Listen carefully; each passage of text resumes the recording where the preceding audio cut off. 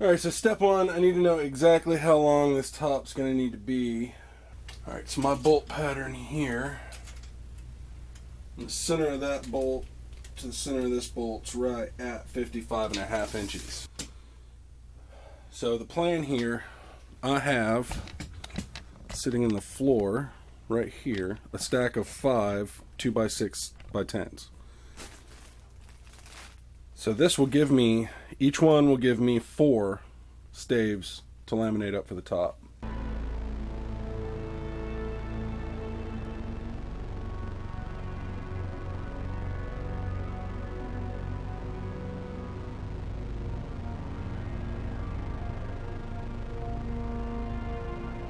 I got the radius cut off both sides of all of them. What I want to shoot for is dead center, and put that mark dead center of the blade when I'm setting my fence up. Alright, so I wanted to show you guys this. I stopped this cut midway, and the reason I stopped it midway, that kerf has started to close. Now I typically don't leave my splitter in behind the blade. This kerf has started to close back here. Every other one I've cut today, it is spread open. So you need to be paying attention to that. It has not pinched the blade yet, but I don't want it to. What I'm going to do is I'm just going to take a regular construction shim and I'm going to drop it in here until it grabs. Now, if the stress in the wood starts to spread that kerf back out, the shim, I've got the thick side on top, should just start to fall down into it, and it'll maintain whatever it gains. So that'll stop this from causing me any more issues.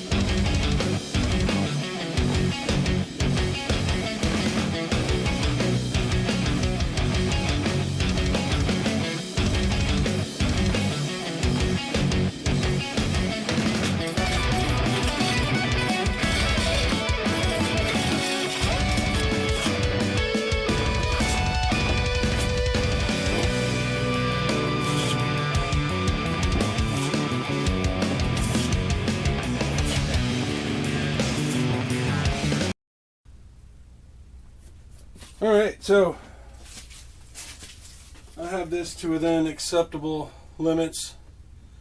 Little tiny bit of wobble left in it, but I think we'll be okay.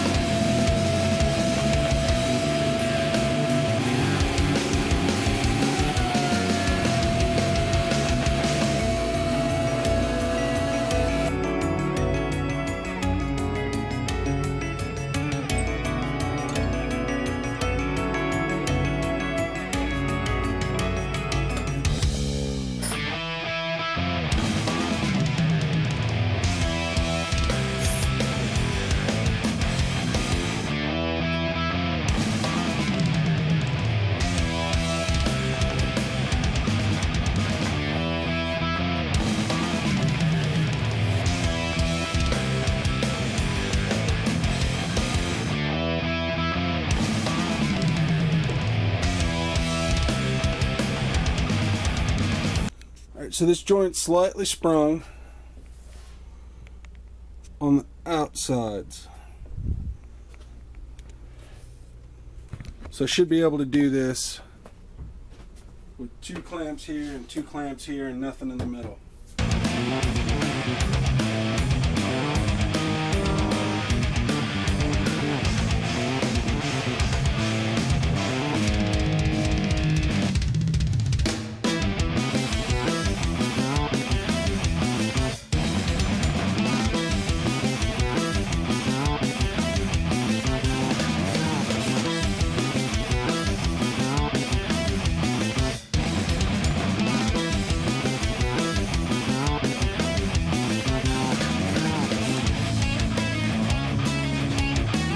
I'll let that dry right where it is.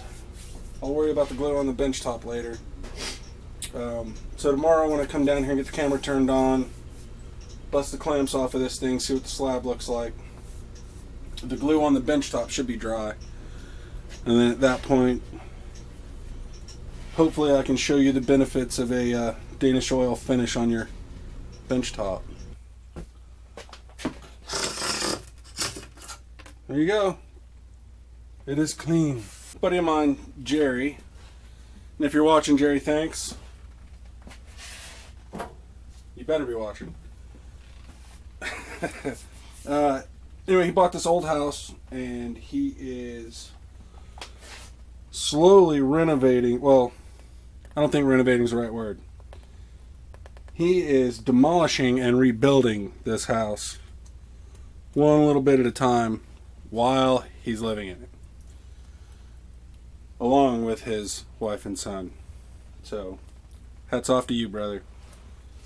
Anyway, as he's tearing out the old framing, he's saving it because, and I've heard this before but never actually seen it, his house was framed in oak. And he was kind enough to give me some of it.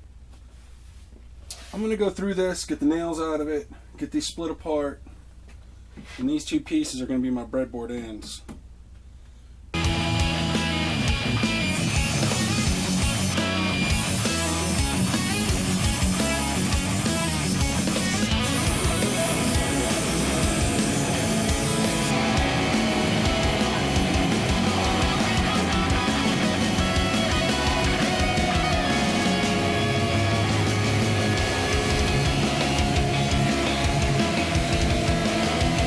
And that would, right there,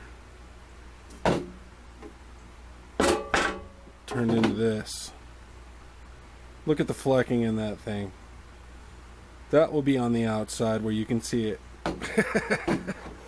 That looks gorgeous.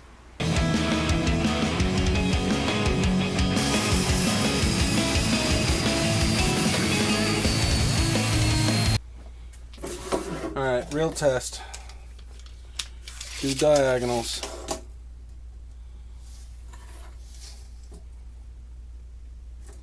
Oh my god, that is dead on square.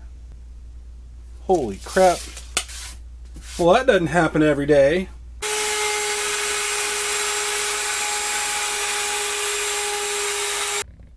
Alright, so that's one side of one end cut. I'll do that 3 more times.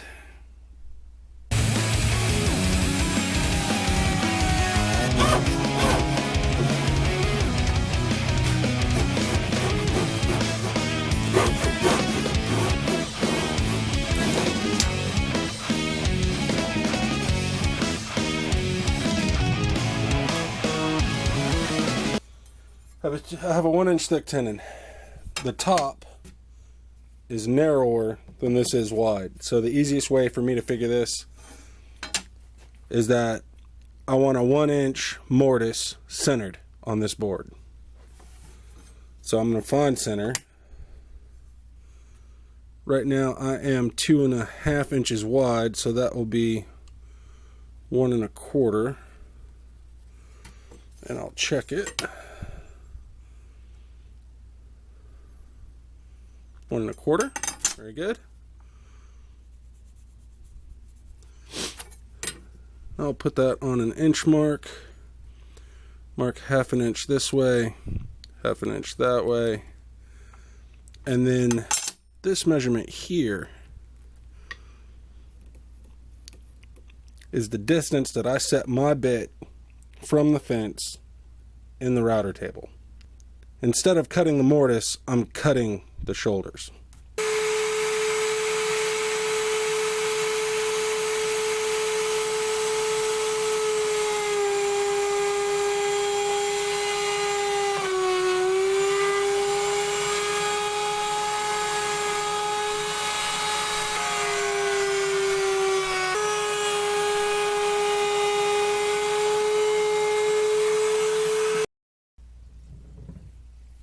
Alright guys, so I want to show you what I'm doing. I'm about to make the last pass on these.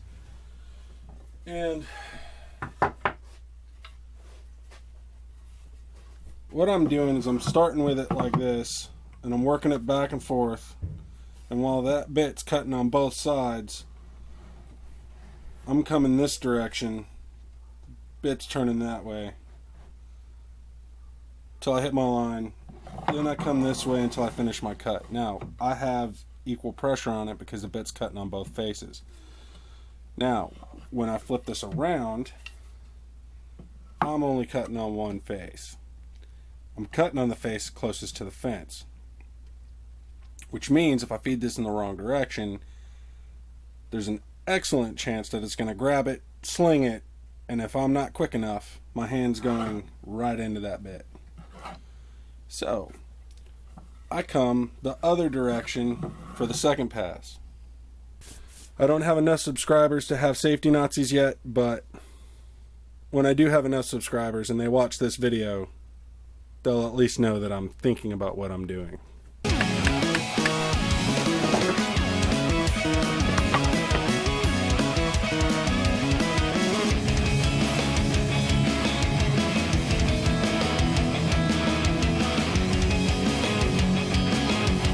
So, this is what I had to do to make this work. These really long ones I put a coupling on. The ones on the edges. The rest of them, I only have a couple of those couplings. I just hooked the ends with the shorter clamps. And I did the same thing underneath.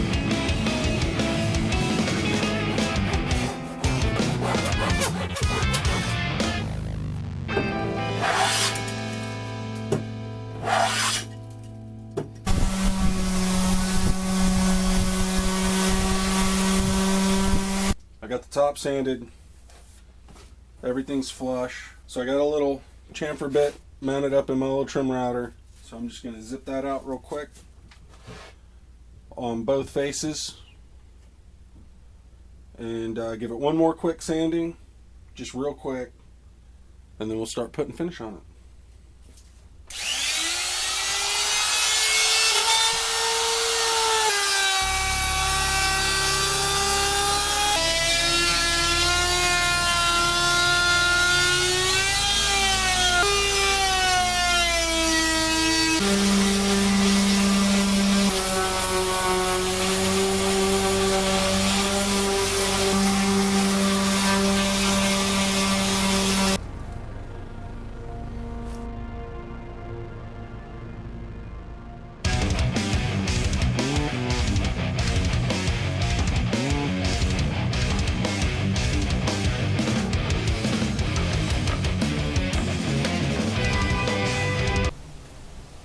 I'm just watching it to see when it stops absorbing the oil. So I'll give it a few minutes. I'm waiting to see it pooling so that I know the wood has taken all it will take. And that's when I'll stop.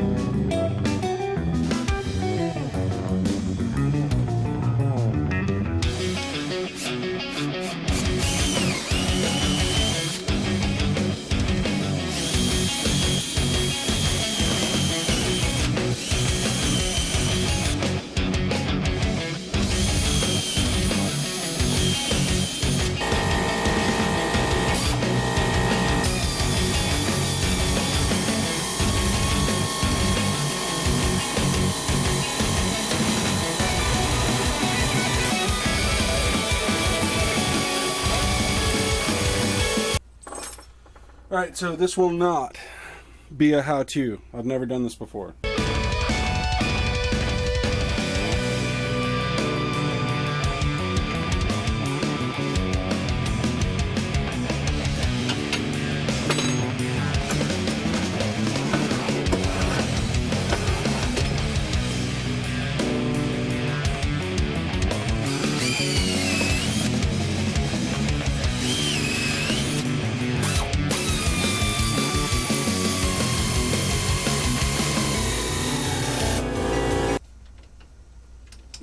I can turn stock that is 40 inches long. I was going to do like a paint job on it, but now that it's installed, I don't want to take it off to paint it. This was kind of a twofer. You got to watch a new top being built and a lathe extension, a bed extension being installed. So yeah, yay, twofer, yay. Anyway, yeah, thanks for watching. And if you haven't subscribed, please do.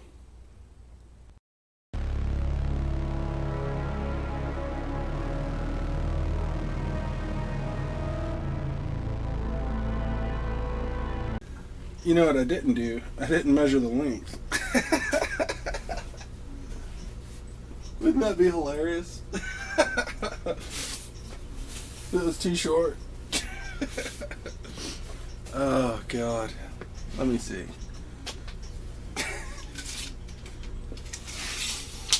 No, we're good. I'm just over 5 feet, or right at 5 feet, so. And I think I only need 56 or 58. So I've got 2 inches to play with here. That's what she said.